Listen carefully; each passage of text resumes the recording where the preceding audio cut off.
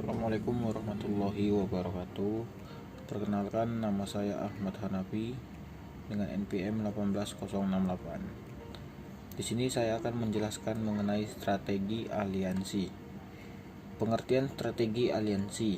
Aliansi strategi adalah sebuah hubungan antara beberapa kelompok yang memiliki tujuan sama dan melibatkan beberapa bidang bisnis, di mana pihak yang melakukan aliansi bukan menjadi pesaing bisnis secara langsung, walaupun memiliki kesamaan produk atau jasa yang memiliki target yang sama.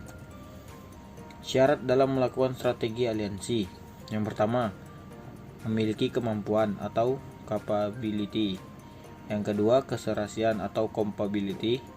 Yang ketiga, kelengkapan atau complementary. Faktor yang membuat strategi aliansi akan berhasil. Yang pertama, masing-masing pihak harus mempunyai budaya yang kuat. Yang kedua, agar bisa membangun corporate image satu sama lain harus saling mengisi. Yang ketiga, berkaitan dengan core components, di mana perusahaan mengarahkan penguasaannya kepada hal-hal yang bersifat keunggulan kompetitif. Maka budaya harus dipersatukan. Alasan perusahaan dalam mengembangkan strategi aliansi. Yang pertama, pasar siklus lambat. Yang kedua, pasar siklus standar. Yang ketiga, pasar siklus cepat.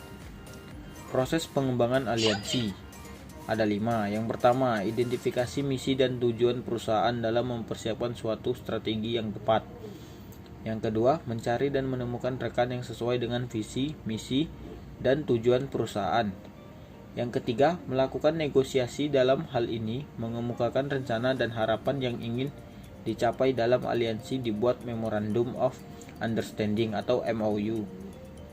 Untuk memberikan outline mengenai strategi fit, cara operasional, pengaturan sumber daya manusia kepada objektif 3 dimension fit, dan tujuan akan dicapai.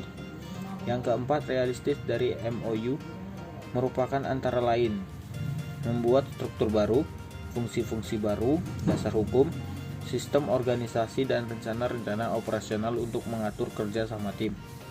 Yang kelima, penanda tanganan kontrak secara legal dari masing-masing pihak.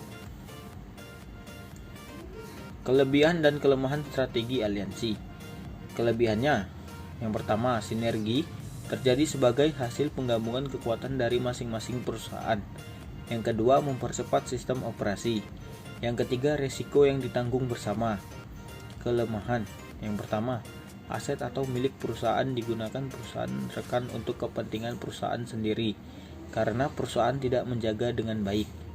Yang kedua, ada pihak yang tidak mau tahu tentang masalah operasi, padahal efektivitas operasi kegiatan aliansi tergantung pada manajer operasional. Yang lebih parah, jika CEO tidak mengetahui bagaimana proses operasional dari suatu aliansi. Yang ketiga, sulit menemukan rekan usaha yang paling sesuai dan dapat dipercaya. Sekian dari saya, terima kasih.